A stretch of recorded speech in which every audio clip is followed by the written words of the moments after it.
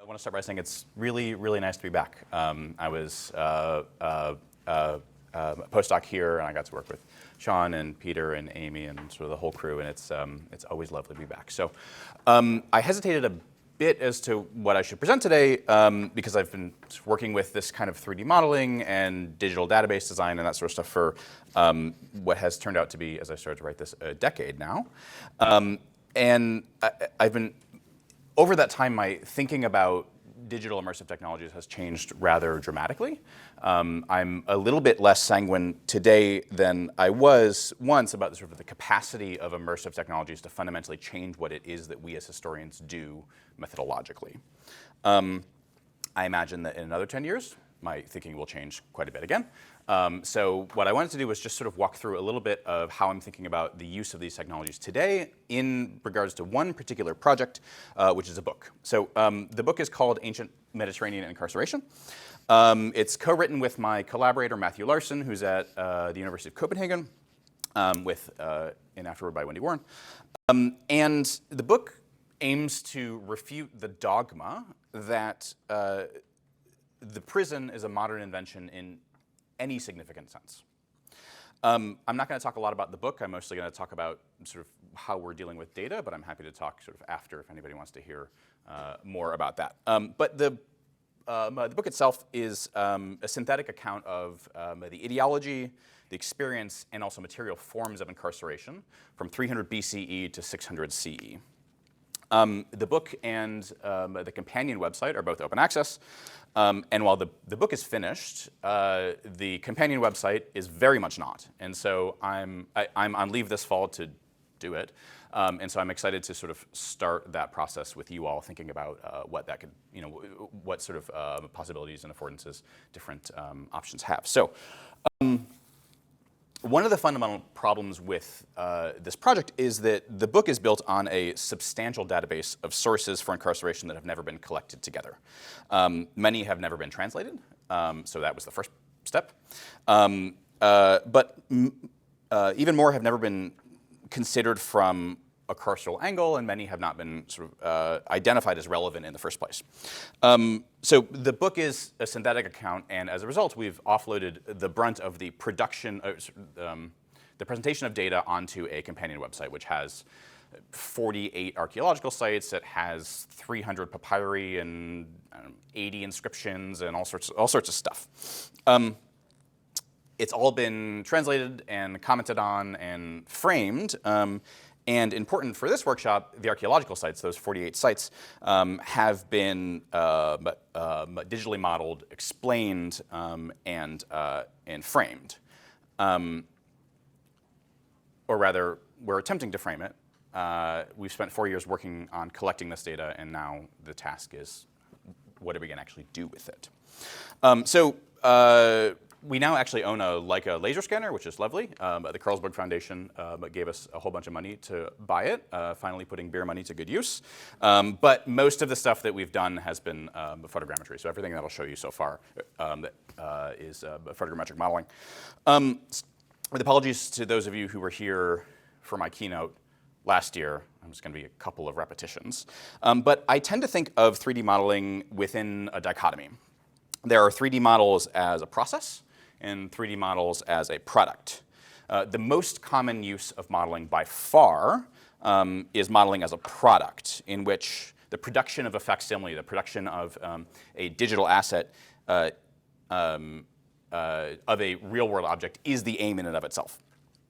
There are a number of advantages to using digital modeling to create 3D assets, especially in the cultural heritage world. And as we just heard, one of the sort of the main virtues of this is allowing for access. That is access, allowing folks to access places or objects that they wouldn't be able to, allowing a public to access a place that is too fragile or too, as you'll see, dangerous to go into. And in the case of the ancient Roman prison at Corrales, both of those come into play.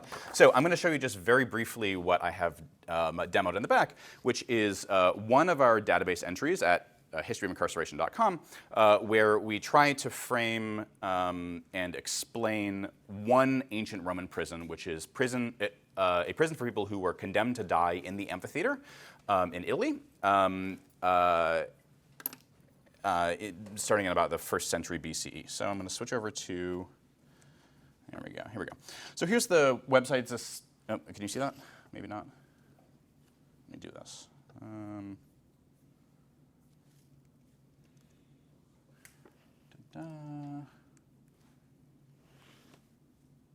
Doesn't seem to want to. I think you'll need to exit the show. I did. Okay. Oh, wait, is that? I have exited the show. Try it again. End show. There we go. Okay, let's do this. Okay, so this is a Scalar page. I imagine some of you are familiar with Scalar. This is one entry, again, of these 48 archaeological sites. This is archaeological site number 24, and it's a prison, again, for people who were condemned to die in the amphitheater. It starts off with a 3D model of the space done through photogrammetry. It's completely underground. It's absolutely massive. It's 15 meters high. It's 110 meters long. It's 50 meters wide, so it was quite difficult to light, among other things. And you can, of course, sort of walk around any way that you like. And these are all on Sketchfab, and they're all set up for VR, so it's very easy to, for instance, in a classroom, have students walk through these spaces. But importantly, we wanted to be able to sort of curate access, and so we're using this sort of annotation feature to let people walk through, see full-size images, see, for instance, here's a graffito left by an early Christian who carved a little boat in the wall underneath an anchor, a worn anchor, worn from the chain that was chaining them to the wall. And then this is all sort of accompanied by a short essay that explains what this prison is, why it's important, and how it helps us understand ancient incarceration writ large, even in this sort of one small space. And you can see there's maps, and there's these little camera rolls, and the way that you get into the prison is by walking through this long underground corridor from the amphitheater. And so you can see down here, there's a little video, if you want to watch, of that walk. It's about 100 meters. So that's just sort of one entry of this rather sprawling database. Let's see if this turns back on. Yes, okay. So that's sort of 3D modeling as a product, right? Where the production of a digital asset to allow people to access something that is actually not legal to access at the moment is the aim. As I suggested, this is far and away the most common use of these sorts of technologies, at least in my corner of ancient history. In my estimation, however, 3D models are even more tremendous in value as a part of a process of more traditional modes of scholarly recording and analysis. So while I was once, and I spoke with Joe about this last night, I was once under the impression that photogrammetry was going to change well, everything. I've come to a more circumspect position, which is that 3D models are extremely useful for allowing access, but it's rare that they really fundamentally change what we do as archaeologists in the field. They are extremely useful as adjuncts to more traditional outputs, however. So I spoke last year about my team's use of 3D assets at a Roman legionary base where I serve as assistant director. So we've been producing 3D models of every excavation unit at every change of locus since 2013. And everything from small units to landscapes, which have allowed us to do things that we would have been doing otherwise, but more efficiently. So for instance, we've been able to use a geo-rectified landscape model to argue that grape harvesting, growing, and wine production were all happening in the same area, which explains the lack of production facilities in the archaeological record. Or this sort of 3D data has helped us for instance, prove that this pit underneath a legionary amphitheater was originally dug out in search of raw material to produce ceramic roof tiles and water pipes for the legionary base that it's attached to. We regularly use 3D models to unwrap architecture and inscriptions, and we regularly produce 3D models of inscriptions, especially like this one, or ones that are otherwise unreadable in a way that sort of makes traditional RTI essentially irrelevant. But in these regards, in all of these examples, photogrammetry and 3D modeling is a process. It is not, the aim was never to create a digital asset that could be sent around, that could be sort of framed for public access. Rather, they serve as intermediary nodes in a rather traditional interpretive enterprise. I've continued to think of photogrammetry fundamentally as part of my documentation process while writing Ancient Mediterranean Incarceration. And because we don't have a lot of time here, just a couple of examples will have to suffice. So here we have a photo of the Triple Capitolium at Spate La, ancient Sufetula in modern-day Tunisia. Here you can see 3 Roman temples side by side and attached to the form of a city which flourished in the 1st through 4th century CE. This is the only published map of the site from Duval and Brate's 1973 book. And as you can see on the map, the temples, which are up here on the top, all seem to have a single level. There's just a floor and there's nothing underneath it. So imagine my surprise when I arrived on the site and realized that underneath the central temple, there is an entire complex accessible through a gated doorway and opening to 2 parallel cells running underneath the floor of the central temple. For reasons I don't have time to go into here, I'm certain that this is the civic prison of this city. So what I did was I made a video of the space to remember what I'm looking at and to explain to my collaborator, who wasn't there, well, what it is. And then I made a model of the space, which resulted in this. It took about 5 minutes and created the first scientific representation of a space that is entirely underground and which had never been scientifically documented before. In fact, it hadn't ever been mentioned in any field reports. This is another model that is actually set up for VR over there, so you can sort of walk through it if you want and see what this prison space looked like. So when I got back from the field, I took this 1970s map, basically traced it in Illustrator, and threw the orthomosaic on top, which gave me that. But archaeologists like real maps. They don't like photos on top of old maps. So again, I went back to Illustrator, and I created this, which is the first documentation of the space. Not only was I able to do it without taking any direct measurements, but I was able to do it without resorting to the typical and expensive method of producing exactly these very traditional outputs, which is hiring an architect, sending them to Tunisia for a month or so, hoping that they got all their measurements right, and then waiting 6 months for the results and paying them $20,000, $30,000 to do it. We did all this in the field, and I was able to do it literally sitting on my bed in the hotel that night. Similarly, here's the only published map of excavations in the Roman city of Quiquil. This one's in Algeria.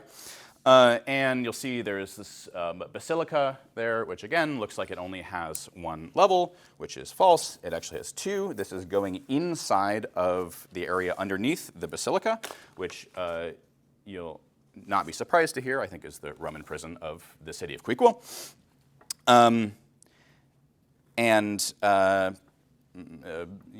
Fairly high quality model of the space, which is not running very high quality because my computer isn't very good. I went in, I made a quick model. Again, this is not a perfect model. And I'm planning to return with this fancy new laser scanner and a permit, which would be a first.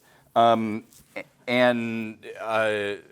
hope to make sort of millimeter accuracy measurements of this space. But the point of the photogrammetry in this case, or in the Wiggle case, was never actually to produce an asset that I was going to show to anybody at a conference. The aim of it was a rather traditional output, namely a map, that was keyed to yet broader goals. Goals being minimal computing, backward and forward compatibility, and scholarly legibility. And so what I did with this model was, again, I created this. Something that is both backwards and forwards compatible, is about as minimal computing as you can get, is a drawing. And this is the output that's actually in the book. And this is the output that I was actually going for in the first place, even though photogrammetry was part of that process of how I got to a really rather traditional product. So just to end, we can also use 3D models to correct previous maps and to correct older sort of scholarly efforts and humanities interpretive efforts. So back to the Prison for the Condemned. Here on the left is, again, the only published map of this underground space. It was published in the 90s, and it was created by an architect, actually a very good architect. And as I mentioned, the space it's very, very large. It's 55 meters by 100 and so meters. But it's dark, and it's underground, and it's really hard to get to, and it's dirty, and it's not fully excavated. And even a very good architect only was able to make what was on the left, and this is what we were able to pull just out of making an orthomosaic from the 3D model. As you can see, it's not just more accurate, it's also significantly more detailed, which is, of course, what folks in the interpretive social sciences need. So just sort of to end, in my estimation, these sorts of technologies are most useful, at least in my corner of the world, as a process, as an intermediary step, which allow for further analysis. As a process, 3D modeling, photogrammetry, allows for more traditional outputs like maps and drawings and diagrams, things that are in the more traditional wheelhouse of a old school humanities project. And often, importantly, creating a 3D model allows us to make even traditional outputs like maps and diagrams faster, cheaper, and significantly more accurately than would be available with even traditional means. Yeah, I'll stop there.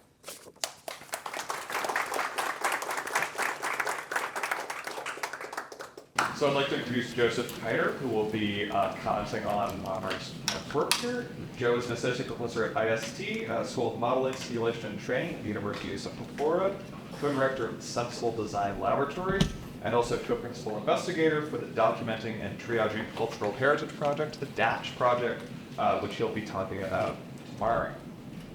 The only thing I'll say there is, so I'm a co-director, but my other director is a historian, so I want to congratulate you on trying to finish your book. I realize it's the case of that. That's a big deal onto your tenure process. So I guess I like working on these digital humanitarian processes because they're transdisciplinary problems that a lot of disciplines have to come together to try to formulate and understand what that problem is. Never one discipline can really solve or understand the whole thing. And I like this project because you're blending a lot of different things from computer science, a lot of things from history, a lot of things from archaeology together to make something greater than the sum of its parts. One question I had, I think, to start off with was this notion we talked about yesterday, and you brought up a little bit about how you don't think it changed the process. And I'll push back a little bit on that because I think your entire talk was about how it changed the process, because I don't think previously historians or archaeologists could do this map from their bedroom, sitting on their bed, where photogrammetry gave you that opportunity or gave you that tool. So can you expand upon that of why you don't think, or what you think it would be to expand different types of methodology to make that process better in the field? Yeah, so I think it changes, the process, of course, in the same way that, having a photograph rather than a top plan, as an archaeologist sort of fundamentally changes your process. But as an archaeologist, you're still creating a top plan, right? Which is to say that photography added new technology and added, the ability, for instance, to go back to the dig house and do your top plan later in the evening rather than sitting there in the square. But the method, the fundamental archaeological trowel in the dirt method, actually hasn't changed, even with the advent of photography. And I think photogrammetry, again, we've been doing photogrammetry in the field for a decade now, and it's wonderful. I mean, it's definitely part of our process. It's part of the way that we do archaeological documentation. But the things that we're documenting, why we're documenting them, and what we're sort of paying attention to hasn't fundamentally changed. And importantly, because of these broader goals like backwards and forwards compatibility and legibility, we're still actually, or at least I'm still interested in having a map, right, and having a top plan, because I'm not convinced that in 10 years any of these Sketchfab models are going to be accessible. Because 10 years ago, we were doing all of this in Flash. And none of that is available, right? And it's actually a huge pain to access some of the, the early digital humanities outputs, which were amazing and just as sophisticated as anything that we're doing today. But they were produced sort of in a world in which getting rid of traditional outputs was a goal. And I'm just not, I think that the traditional outputs are still useful, and also my method when I go back to the office and I try to do the work of archaeological interpretation really hasn't changed. It's just gotten a little bit cheaper and faster, right? So does that? I mean, I think it's great. It's one of the comments. Yeah. But let's drift off a little bit on that point that you were just talking about. The one thing, and from a computer science perspective, which I'm amused about, is your tool chain. And you're sort of implying a little bit about that with moving from Flash 10 years ago to the Sketchfab, to moving to Poetry, and all the tools are always constantly changing. What do you think the challenges are for your pipeline, specifically on using open tools versus using paid tools like ArcGIS, making them accessible? How do you see that evolving in the future, basically preserving all this data that you're capturing? Yeah. So I mean, access for a variety of reasons, especially in this project, is really, really important to me and to my collaborator. I mean, the first and sort of the top line thing is all of this data needs to be open access, which means that the book is free, the website is free, and I'm at least personally committed to continuing to support it as long as I can. But that also means that we're trying to use off-the-shelf products as much as possible. So where we can use, for instance, an open access or at least freely available database software, we do. So our database is just an SQL database. It's just a very sort of traditional relational database. And if anything is around in 10 years, I think SQL is going to be around in 10 years, much more than I don't know, FileMaker, right? Which does fundamentally the same thing in actually a lot more sophisticated and easy to use manner, but we have to pay $1,000 a year to do it, and you have to have somebody who really knows what they're, this particular product, rather than a sort of a more general type of tool that has really good online communities where you can say, hey, I don't know how to do X, Y, Z, and somebody will, somebody's already asked that question for SQL, but not necessarily for any of these more specialized products. I mean, honestly, forward compatibility is a huge issue. The only solution to it is money, and making sure that these products are continually supported. So, for instance, this book the first idea was actually to do it fully as a digital book on Scalar, and have it published by Stanford. And Stanford was really interested in the project, interested in the book, and they were committed to serving that book on their servers in an accessible way in perpetuum, which was a very interesting sort of way to kind of offload some of that labor onto a press that I expect Stanford University Press will be around for a bit, but I'm not sure. And also, it didn't allow for one of the other aims of the project, which is expandability. And so my collaborator and I have just gotten this grant from the Beer People to start what will become eventually, we hope, a sort of Center for the Global History of Incarceration, which can take this, the architecture that we've built for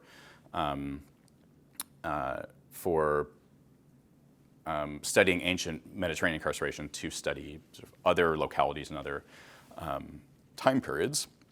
And we want to build a database that can sort of, where we can pull all of the data that we've put together from here and curate it with other, other sorts of material. And that's just not possible if you hand off the keys to the castle to somebody else. So it takes money. I'm sure that our technology stack will continue to change. And one of the values of these traditional outputs of printing out a map and putting it in a book and putting that book on the shelf is that universities and research libraries have really good capacity for forward compatibility for paper. And they have terrible, terrible capacity for anything else. And so, one of the ways to future-proof a digital product is to make at least part of the outputs look quite antiquated, which is to create a map. And one of the things that we'll do actually with the database is create a source book that's a book that will be, $15 or $20 or so that will have all of that, because I don't know what 20 years from now looks like, but I know that it's going to look different. Yeah, that's my last question, is that I'm drifting off of the difference between your data, your metadata, and your paradata. Yeah. Your data is a lot what you're showing. The metadata is all the information around it. The paradata is this process. And I know it's a term that I'm kind of picking up, but I've seen it in literature come up more and more. The process matters. So 10 years ago, when I might have been doing photogrammetry, I had an 8 megapixel camera. Today, I just bought a camera that's 48 megapixels. Right. It doesn't devalue that, but it would be nice to know, 10 years ago, how I did that process. So are you putting up, I took 10 scans, I marked on here where I took those photos. If somebody came up with a better machine learning algorithm or AI algorithm later, they could reuse some of that data, but they should understand how you capture that shit in the field.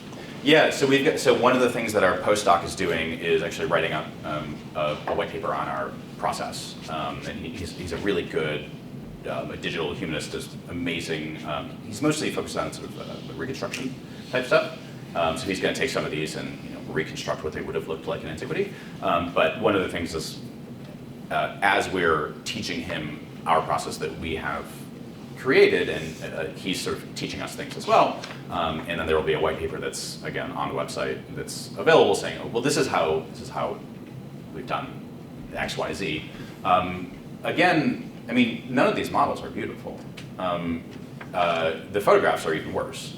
But there's a lot of them, and I actually hadn't thought about, for instance, just having a data dump of here's the 600 photos that are behind that prison of the condemned, and I'd be happy to do it. I mean, honestly, I'm amazed you're able to do it in the darkness of the prison photographs. It's not trivial there because you have to recreate your lighting and match all that up. Oh yeah, the lighting was a pain. Yeah, that was from your science production. Good job there. Thank you. So no, but I hadn't actually thought about that, because that's. I mean, you can still do an amazing model with an 8 megapixel, photograph, depending on what it is you're looking to, what the end product is. And I'm sure, I hadn't thought about it, and thank you for suggesting sort of putting all the raw data up. It's always a little embarrassing to put your raw data up, right? Because it's messy, and it's, sometimes a bug bit you, and so there's a strip that's really blurry. But yeah. Well, I'd like it to happen to everyone else except for me, or at least to have that impression. But yeah, that's helpful. Thank you. Yes. Correct. Thank you, John. Let's open the floor to questions. I saw Peter, who used to sign my paychecks, so I'm going to go with him first, and then we'll go over to this corner. Well, first, I'm very happy that you figured out quickly how great it is to have postdocs. Yeah, it's wonderful. This is see one, do one, teach one. Which is great. Mark, I've got 2 questions for you. Second one's going to be about the publishing, but the first one's about the substance. Just a really quick question. Yeah. I'm somewhat surprised to hear of these previous archaeologists go there, do these lovely maps, and then don't include the basin. Mm-hmm. Right. So, on the assumption that they went there, or somebody went there, and the assumption that they're not dopes, Yeah. what do you think explains the fact that they didn't do that? So, so in the case of Speit Law, for instance, there are 3 temples, right? And they're all up on a pediment, which is how Romans build their temples. They're always up, right? And usually there's architectural arcades underneath, which sort of are fully structural. And so when you have, for instance, a space under a temple, you just say, it's on a it's on a pediment and it has arcades. That's all you have to say. In the case of this one, and you can actually see it. So this one has normal arcades. That one has normal arcades. This has that entire sort of underground space. But the temple's a little bit wider. It's a little bit longer. They're slightly more substantial vaults. And I think in this case, what the excavators must have thought, and they're very, very good and very meticulous people, is that this is just a vault under a temple, which is extremely common.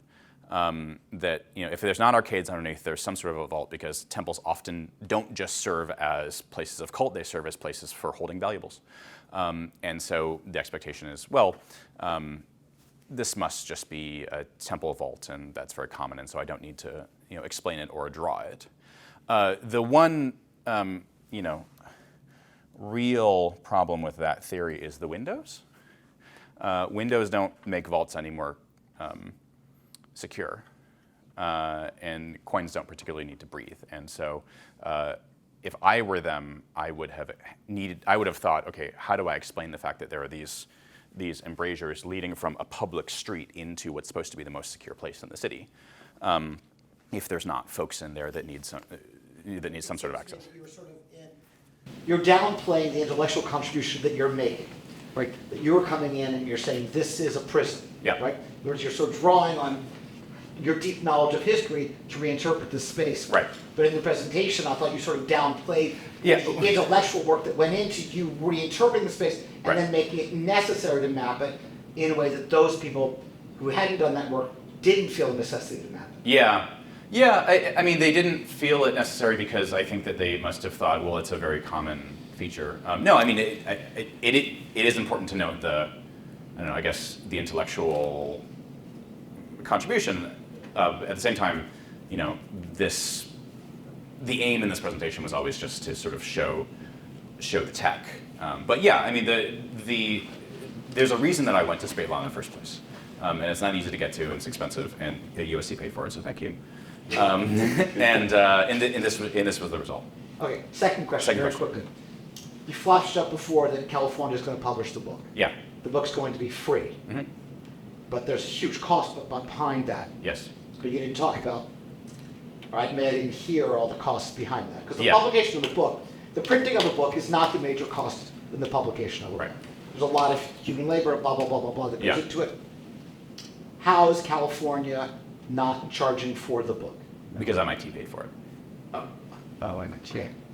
So, why? In other words, Right. there's a big discussion going on in scholarly publishing. Mellon, for some years, was thinking we should invert the model. We should throw money at publishers, spend them all their costs up front so that they can provide all these books for free. Right. Guess what? Didn't work. Yep. Or hasn't worked yet. So why is MIT? Someone is bearing the cost. I just want to know why they're bearing. Yeah.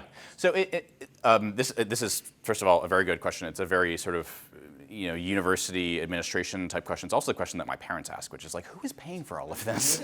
And it's a good question. Who is paying to send me to Spate Law, and why? And I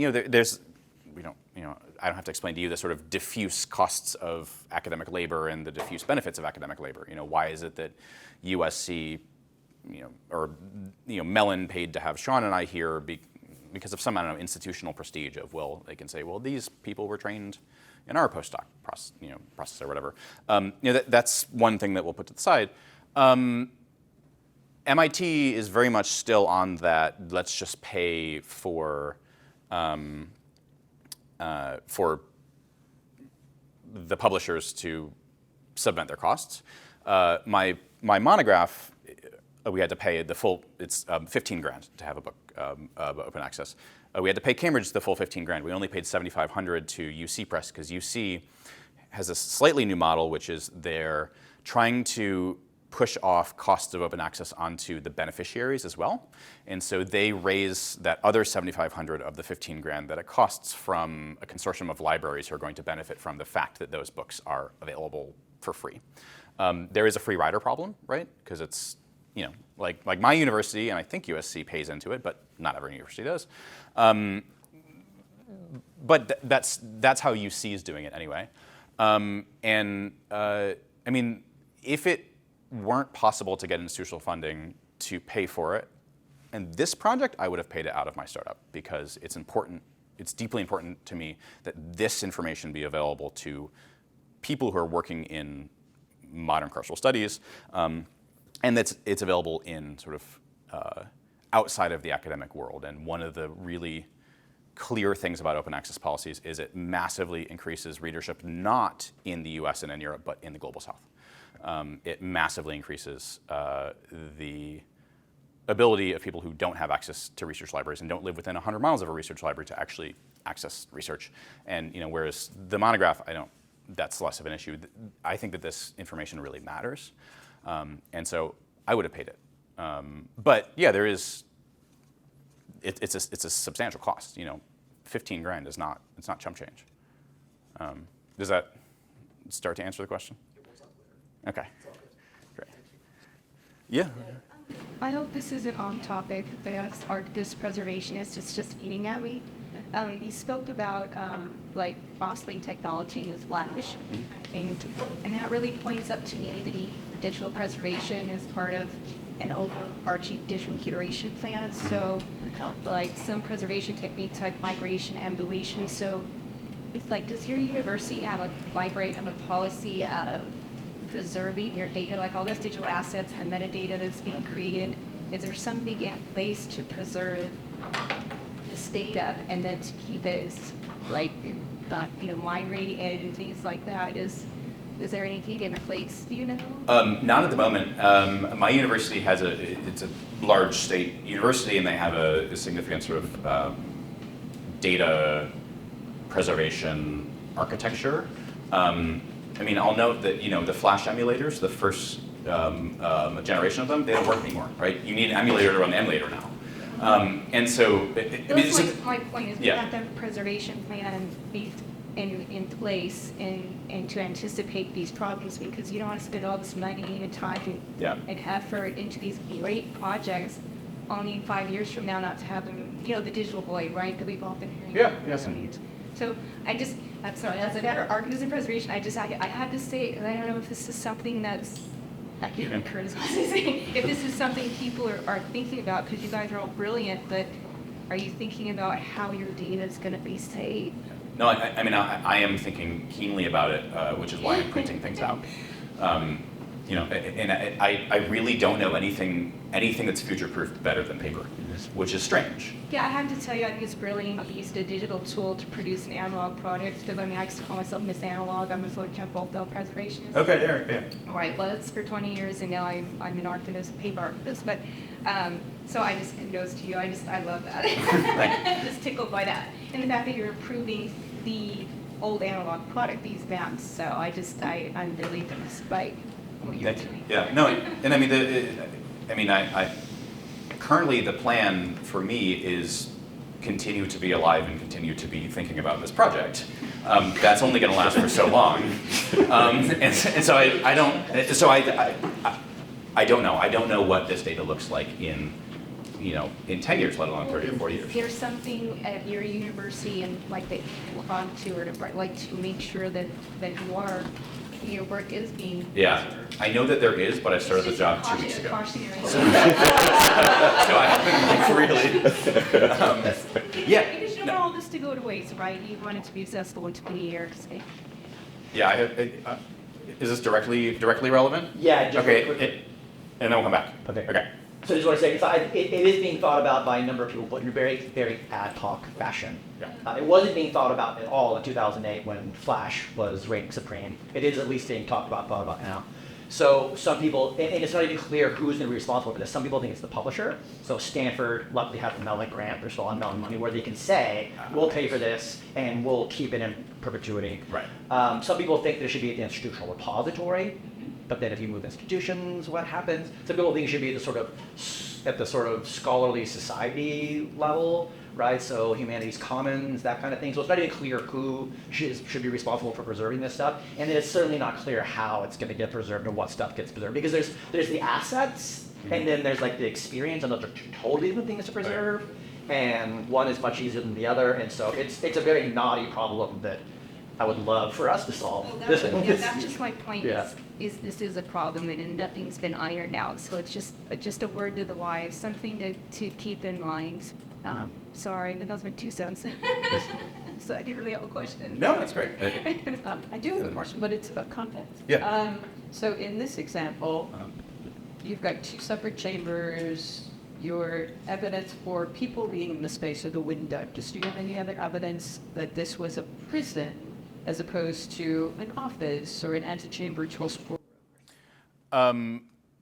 Yeah, so there's essentially 47 other sites that are sort of typological comparanda and we've written the first part of the book as a typology of ancient prisons. What are the sorts of things that you look for in prisons? It's things that are here, like anchors in the walls, graffiti, sort of evidence of human, sort of long-term human captivity. And I mean, importantly, it wasn't like we stumbled on all 48 of these. We stumbled on some of them, like this.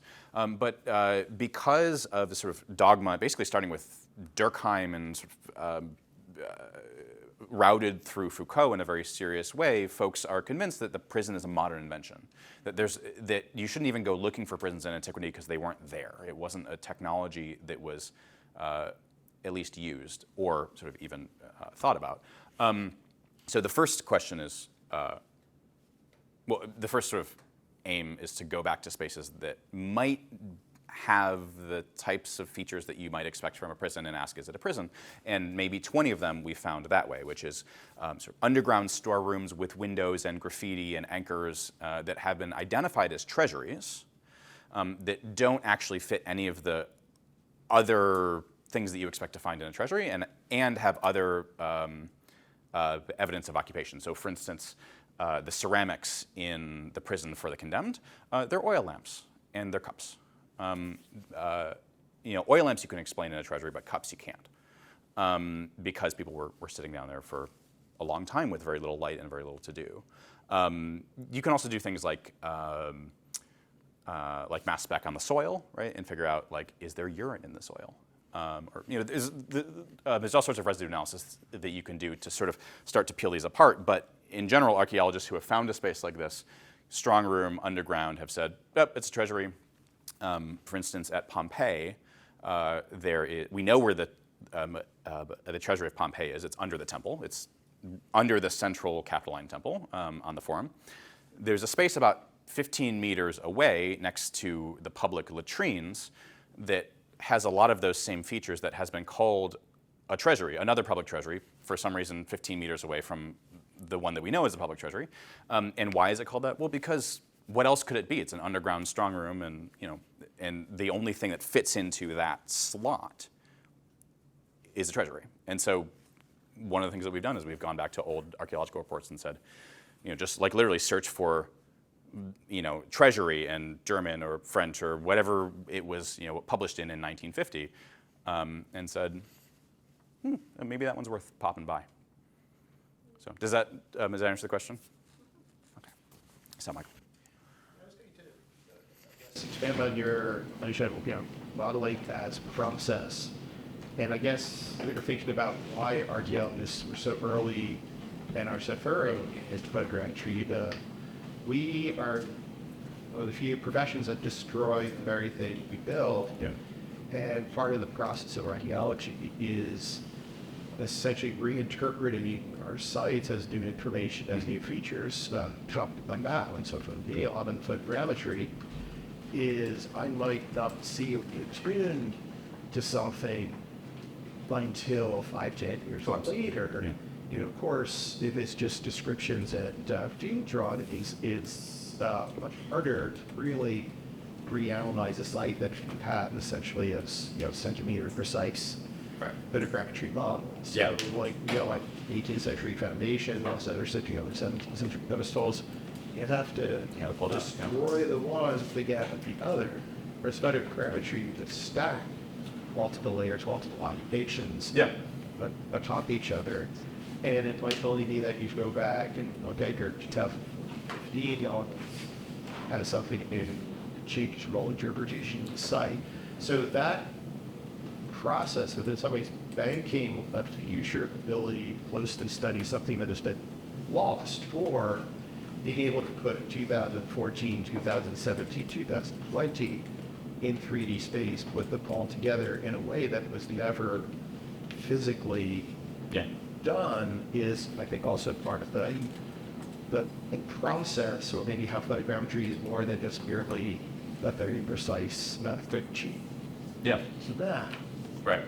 Yeah, is your ability, your being attuned to these spaces that other people found were treasures, that's a great illustration of exactly this. You created a new character, or characteristic, and now you're suddenly finding it where there's nobody else spotted it. Yeah, and also, I mean, we use this in a much more sort of quotidian way in the field, where, you know, like when I had to work on our sort of a report on this amphitheater that I'm directing, and we have excavations from, you know, 3 seasons, and of course we took the photogrammetry, which are all geolocated, threw them into MapMaker on Illustrator, and, you know, made a map. It was very easy. The important thing is, I don't know that in 10 or 20 years we're going to be able to do that.